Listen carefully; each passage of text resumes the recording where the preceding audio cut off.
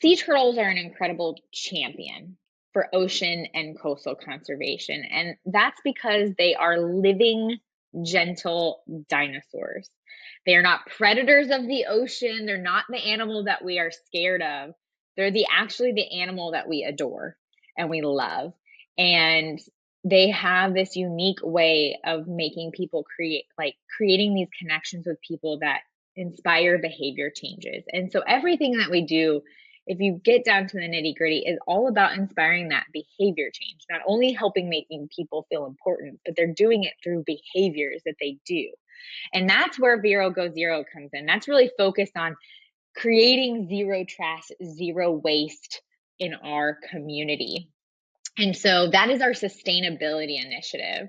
And we have a ton of different programs within that initiative where we can involve all types of people, businesses in our community, individual people in our community, government partners in our community. We have a really cool program that I love to talk about, which is called wrap recycling. So sea turtles' favorite food is jellyfish. And when you're talking about, let's say, the material that you see around your dry cleaning when you go pick it up, or the bags that are your bread bags, right, that you get from the grocery store, if that doesn't make it to the landfill and it makes its way out into the ocean, when it's floating around, that material looks like a jellyfish. And tons of studies have found that sea turtles are being tricked into ingesting this non-viable food source, which is our plastic film, our plastic trash. And so this program is really geared to working with local businesses for free, helping them recycle this very unique single-use plastic material. We've recycled multiple tons of material in the past couple of years. We're at probably 2 tons already this year. And all of that material, when recycled, gets transformed. It's purchased by a company called Trex. And that company makes outdoor decking and outdoor furniture, like benches or playground material. And many people probably have that material as their outdoor backyard deck, Trex. And that comes from single-use plastic film that is recycled. And we're so happy to be a contributor of that and work with those local businesses. And it's free to them because we have this empowered group of individuals who go all over the community and pick that stuff up for them, which is so cool. That's a wrap recycling. We manage a fishing line recycling bin. Hey, before we go to the fishing line, because that's a big subject here, I just want to mention about how important that little aspect that you just spoke about is. Like, one thing leads to another. One person inspires another.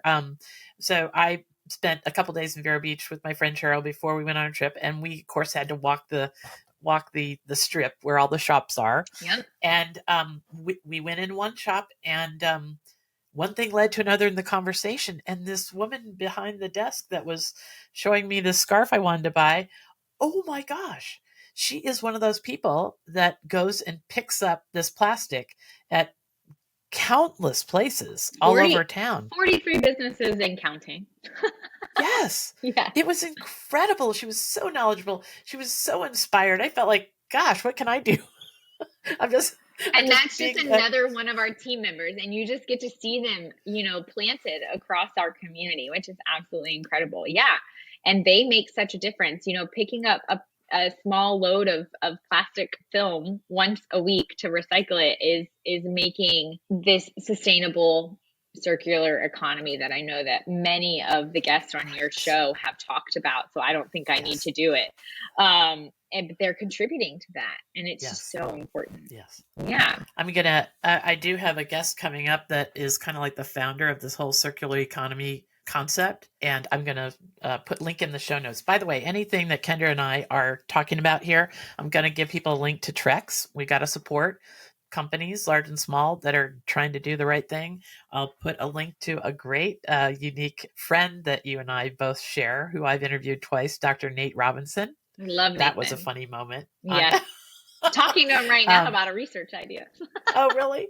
Nate Robinson, for anybody who hasn't heard that episode, actually, I've interviewed him twice. Nate Robinson is the scientist who pulled the straw out of the sea turtle's nose. It was a colleague of him who was doing the filming, and I think it was her idea to get the camera out, and Nathan always gives her credit for that.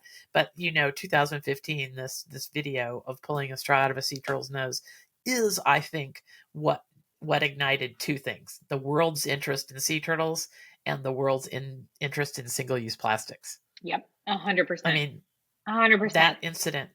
It was a global movement overnight.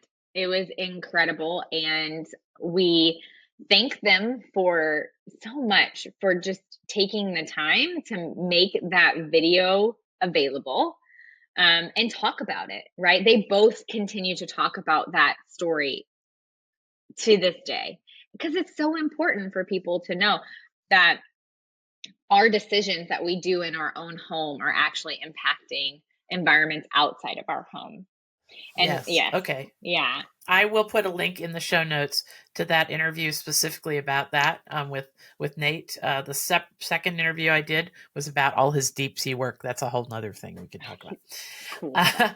Cool stuff. Okay, so now we get to having you comment a little bit about the fishing, because I stopped you a minute ago. Yeah. So we'll go, okay, and Barrel Go Zero is a loaded sustainability effort, right? Because it is the way that our organization, Coastal Connections, is uniquely involving all people, because not everyone can be on the turtle team and dedicate their time to that, or not everyone wants to smell really stinky dead turtles sometimes when they're not all alive. But this is a way that anyone and everyone can get involved. So yeah, fishing line recycling is actually our newest program in this initiative, where we're actually revitalizing the entire program across our county. Again, that's 22.4 miles.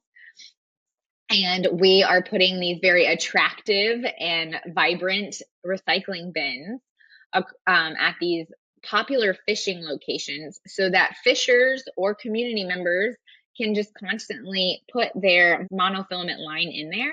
And then there is a college out in Iowa who actually does the physical recycling effort of this material. So our community, we get volunteers to come out and sort all that material, make sure it's all clean and ready to be shipped off to Iowa. So tons and tons of volunteer support.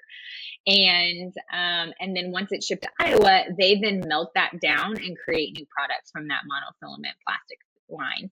And why this is important for us, right? Entanglements with sea turtles. One of the most common sea turtle stranding event that we observe is boat strikes, and then quickly followed by fishing entanglement, fishing gear entanglement. Primarily in our area, it's fishing line, so monofilament.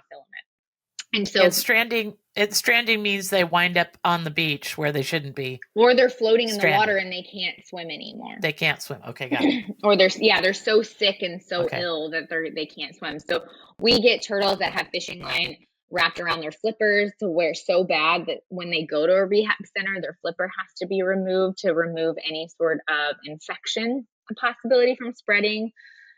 We have turtles that get stuck. We've had 2 turtles that had fishing line and that actually stuck them together.